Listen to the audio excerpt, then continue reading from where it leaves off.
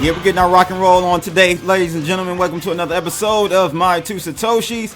It is July 6, 2019.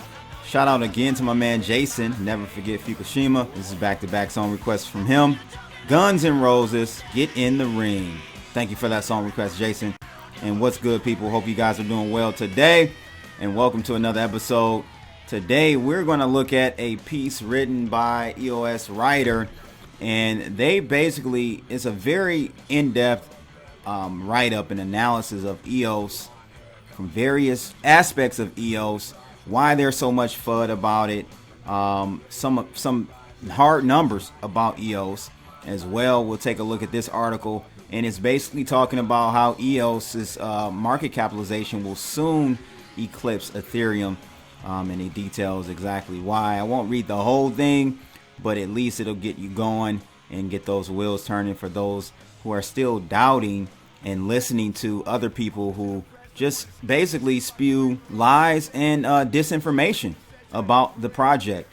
This article, I think, summarizes it very well in a very concise way. If you want to read it, take a look at it. I'll link it in the description below. And also, we're going to take a look at this article out of CoinSpeaker regarding the CME group altering its reference rate for Ethereum, and how this could mean that the futures market for Ethereum is about to open up. And again, I've always told you guys, if we're going to price Ethereum based on utility, it has to go lower.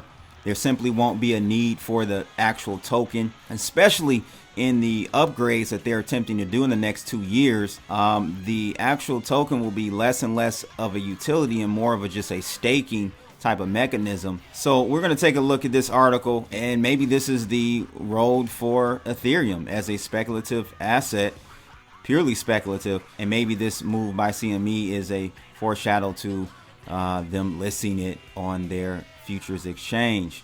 Lastly, out of CoinDesk, XRP, worst performing top cryptocurrency in the first half of 2019. We're going to take a look at this article. Just the other day, I read an article about Litecoin being one of the top outperforming ones for this year. Let's look at why, and you guys let me know, why do you think XRP is not doing so well? I personally think that it's because of, you've got JP Morgan coin, you've got the Libra coin, you've got all these other coins that will essentially take away demand and use for this centralized cryptocurrency. I don't personally like it simply because of its centralization. I think 60-70% of the coins are owned by the actual company, and they're looking to work with the banks in helping them move funds around the world globally in a faster way. But I think, and I believe that in the future, these banks will come up with their own systems that will integrate global remittance much more seamlessly than XRP can. But again, we'll take a look at this article as well. And before we get started, I got to shout out my channel sponsors, smartcash.cc. They were voted #1 crypto in Brazil in 2018.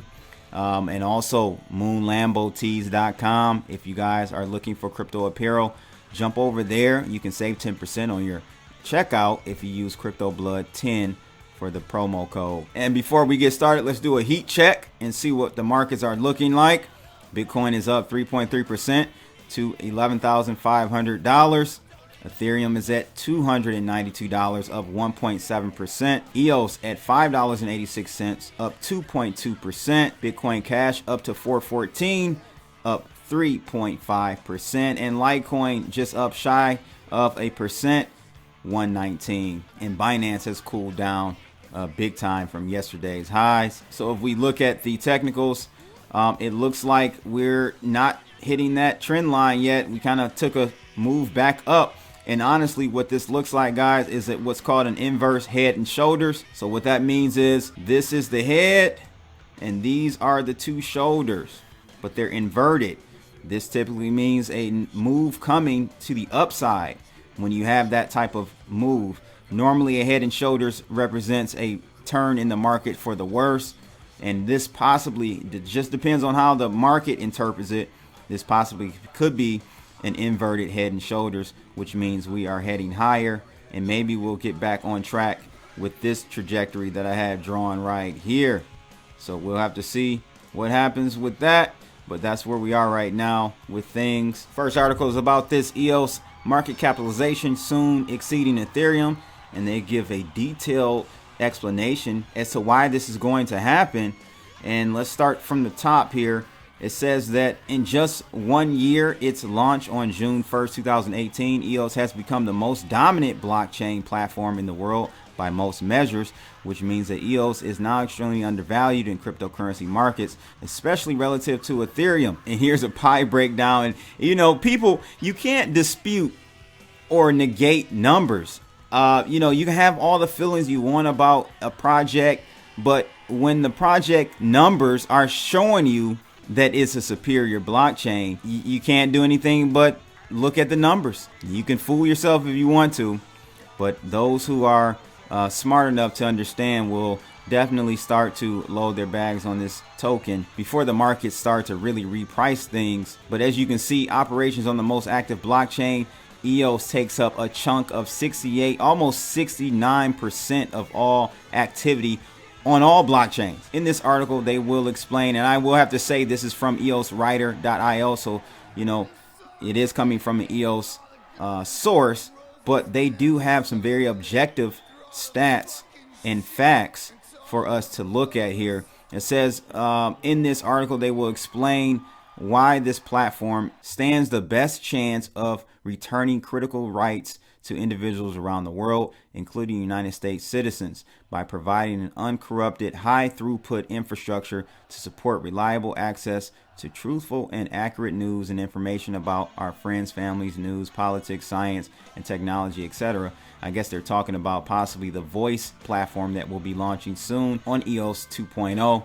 This article will address two primary sources of market FUD, rumors swirling around the crypto news sphere targeting EOS, including one, widespread confusion about bot activity on the EOS network, and the belief that the largest EOS investors, aka whales, have a disproportionate influence over the EOS network updates, and explains why the market has embraced these rumors, which are understandable though misleading, in that they do not threaten the medium long-term viability of EOS networks as claimed. So they want to, in this article, they're comparing EOS.io to a decentralized version of Amazon Web Services. So it says AWS is controlled by Amazon, which runs most of the internet websites and mobile apps in big warehouses of servers that Amazon owns and controls. While AWS is centralized, EOS is comprised of more than 300 entities, nerds running nodes in buildings around the world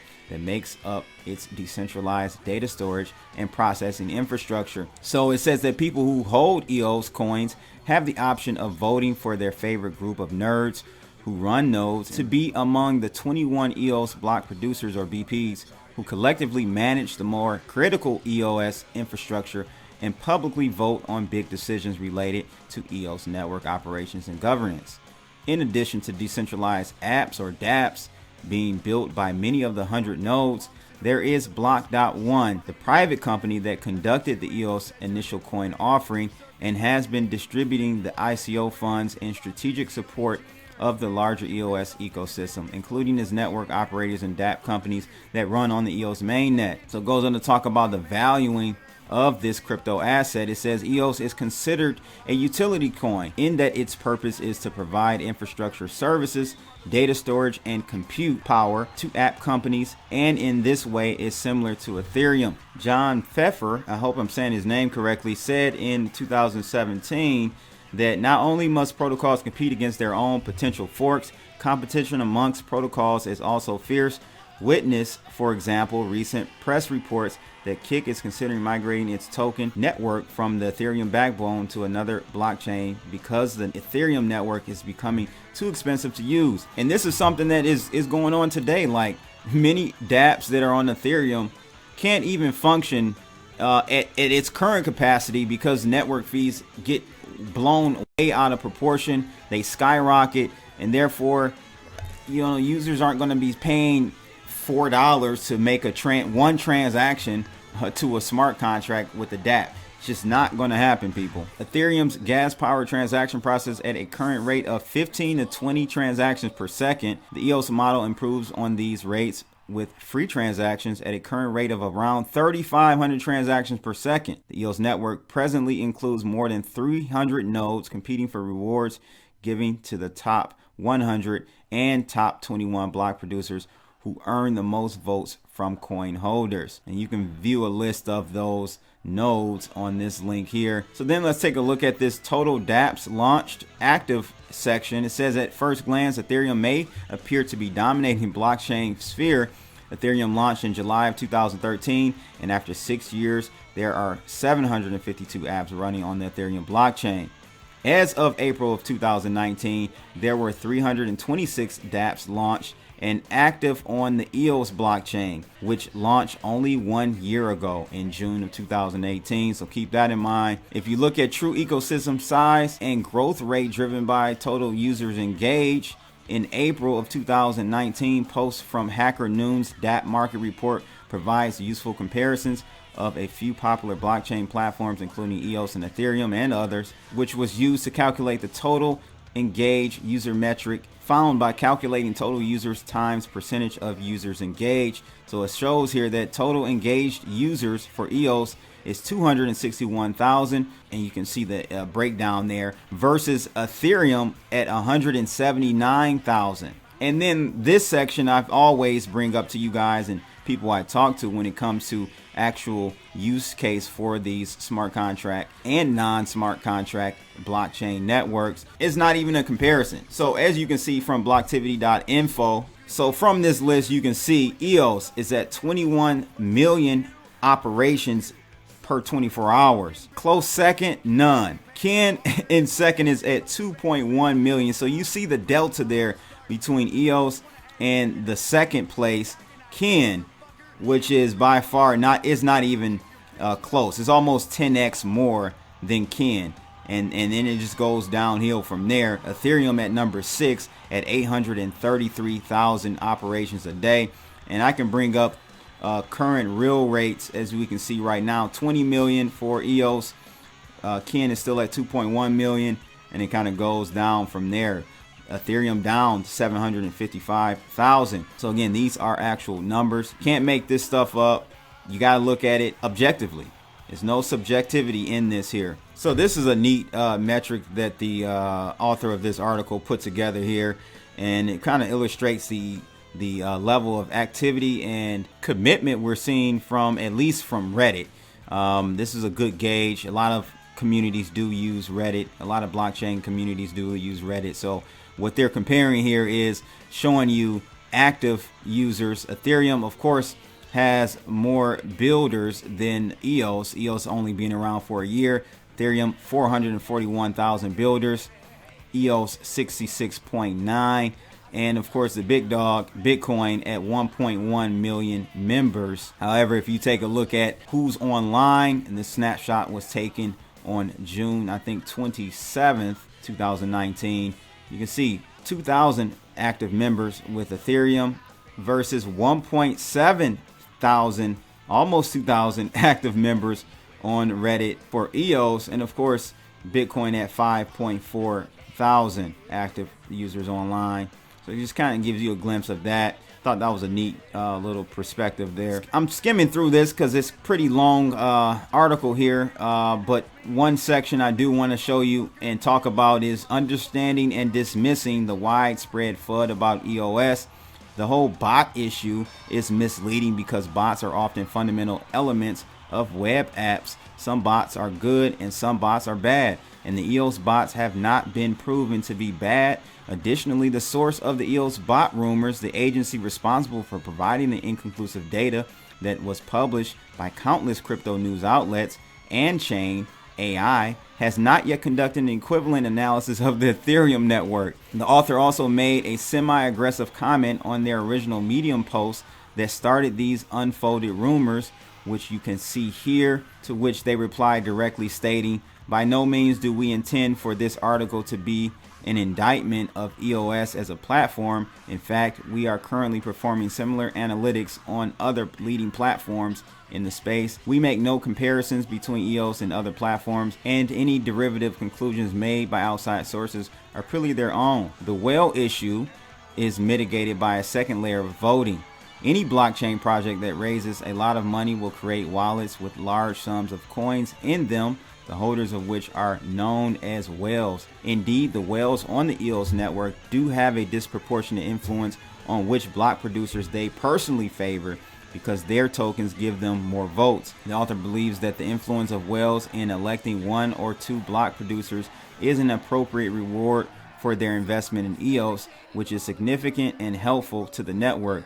Those few block producers vote among 21 total BPs, which is where democracy lives. So the main piece of the article, the title of the article, main piece, is about valuation and why it will be more than Ethereum soon. So I'm just going to read this sentence here. So I'm just going to read this paragraph here and let you guys read the rest of this. But it says Ethereum is extremely useful network. Its creator Vitalik Buterin is a genius. Nobody wants Ethereum to fall in price, including the author. I'm simply arguing that EOS market capitalization should be higher than Ethereum's. EOS is already the dominant blockchain globally by nearly all measures other than market cap.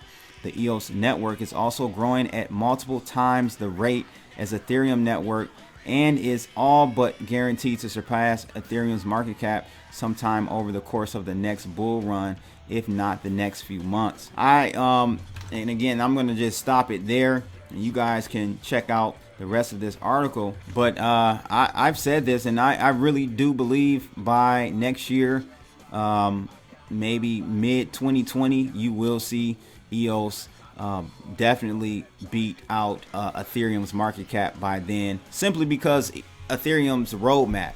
Now, if Ethereum is able to upgrade successfully by the end of 2020 into 2021, maybe they can regain some of that if the upgrades are, good enough to compete with EOS from an actual operational speed and throughput perspective. Yeah, then maybe Ethereum will take back over. But between now and then, I think EOS is going to take a lot of Ethereum's market share, and we'll have to see how quickly Ethereum can bounce back from that competition. Competition is good. I don't think there's anything wrong with EOS outdoing Ethereum in all metrics, because if there wasn't a competitor, then Ethereum probably wouldn't be so quick to try to upgrade and improve their network. So, competition is great, and it only makes all projects better, in my opinion. So yeah, you guys just let me know your thoughts about this article. What are your thoughts about EOS overtaking Ethereum's market capitalization by 2020? I surely think so, just simply because Ethereum won't be upgraded by then.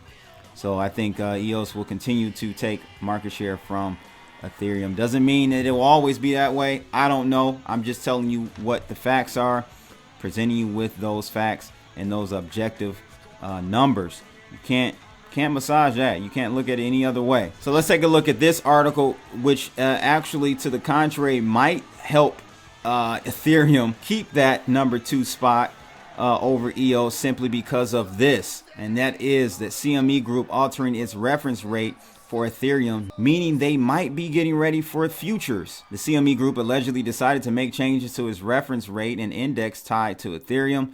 Their sources say it could mean a future tied to the crypto is coming to its marketplace. So this would definitely keep Ethereum ahead of EOS from a market capitalization perspective. The CME Group announced that the company's experience and knowledge in bringing the Bitcoin reference rate and real-time index to market has enabled them to launch an Ethereum dollar reference rate and real-time index. It said Ether is based on formidable blockchain technology, and the CME CF Ether dollar rates will provide a standardized reference rate and spot price index to bring confidence to any trading strategy.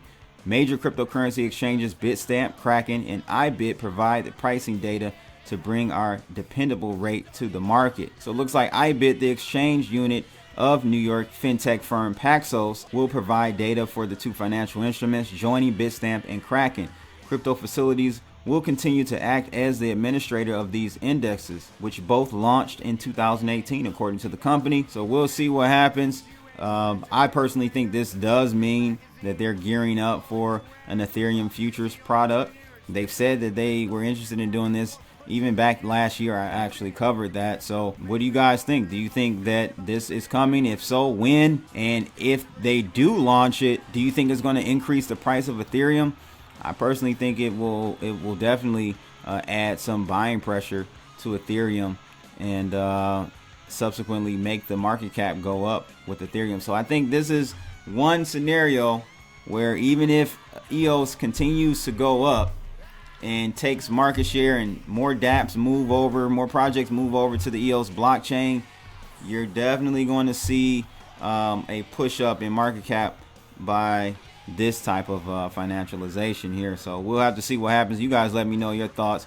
I can't do the last article. I'll save that for tomorrow about XRP being the worst performing top 10 crypto in the first half of this year. I will save that for tomorrow, people. Again, shout out to my man Jason A out there on YouTube for that Guns N' Roses. Get in the ring. It's your boy Crypto Blood. Make sure you guys like, share, and subscribe and click that bell. That helps support this channel and grow it. And if you have a song request, drop it in the comment below with the hashtag song request, and I'll get to you. We're about a month out, people, so stay patient. But that's pretty much it. That's my 2 Satoshis for July 6, 2019. I'm out of here, people.